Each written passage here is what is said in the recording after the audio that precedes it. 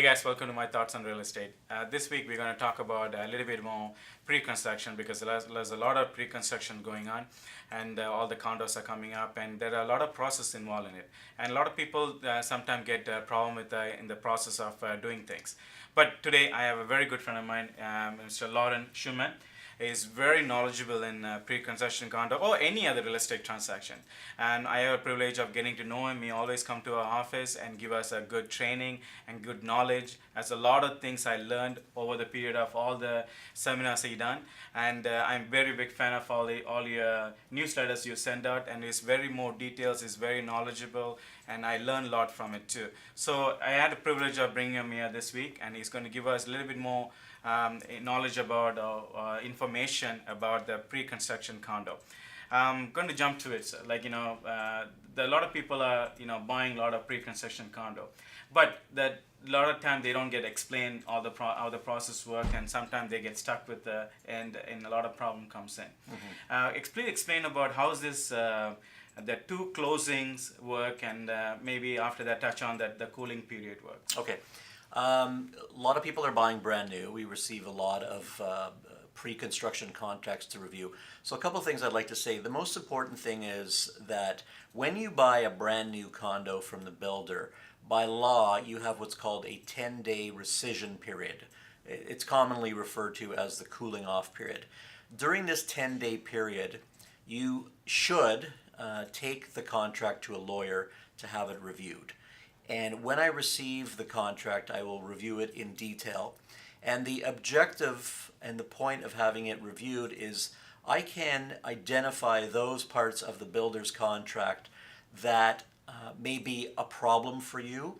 And more specifically, I can identify those costs that you may not be aware of, that you may not have been told at the sales office. And if I'm successful, I can either put caps on those additional closing costs, or we can eliminate them altogether. I'm usually quite successful in getting some concessions from the builder, and I'm able to save you thousands of dollars in closing costs that you might not be aware of. If you don't take it to a lawyer during the cooling off period, it will become a firm deal, and you will be stuck with a contract that has been drafted by the builder's lawyers, and all of the provisions are in favor of the builder's lawyers. So that's what we do when we review a pre-construction contract, is we can identify those things that pose risks to you and hopefully save you thousands of dollars on the final closing. Excellent, sir. And also, please explain about the two closing parts that Right. people go through. Okay. That's a lot of people that don't have knowledge of this. The important thing is, guys, keep in mind there is when you get a contract signed from the builder, make sure you contact a lawyer, because they can always put a cap on it, because which is, like you said, it save you a lot of money on it in the future. Please explain about the two closing periods. So when you buy a brand new condominium, there are two closings. And keep in mind also, when you sign the contract, it's going to be a very long contract, very complicated terms, and most buyers would not understand all of the terms, and that's what your lawyer is going to do, is explain those terms to you. But getting back to the two closing process, with a brand new condominium, there's two closings. There's the first closing, which is called the interim occupancy closing. Those two terms are used interchangeably. That's the time when the unit is ready for occupancy. That is when you will get keys to the property. So you will have an interim closing, and we will notify you of that date when we receive notice from the builder's lawyer. The interim closing is when you get the keys to the property, but you do not become the official registered owner of the property. You are essentially an occupant. You have the ability to live in the property. During the interim closing period, you will pay what are called interim occupancy fees.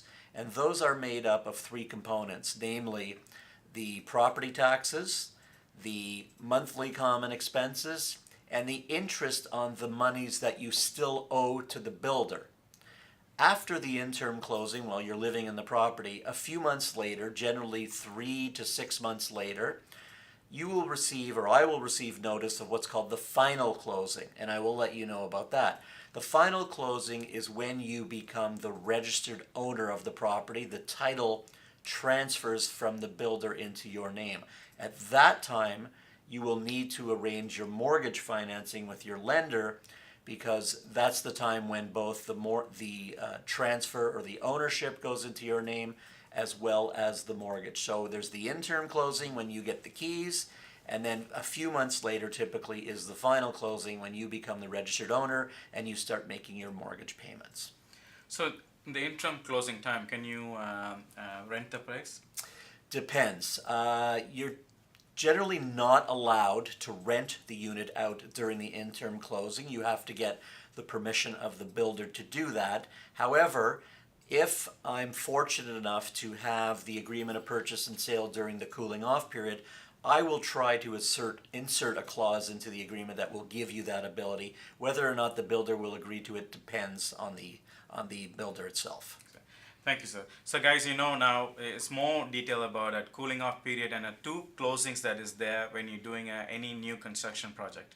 So if you do need more information, please do give me a call, 416-739-7200 or directly 416-803-0950, or you can email me leonardsel@gmail.com, which is leonardsel@gmail.com. Thank you guys. So thanks for coming again. Thank you. Pleasure.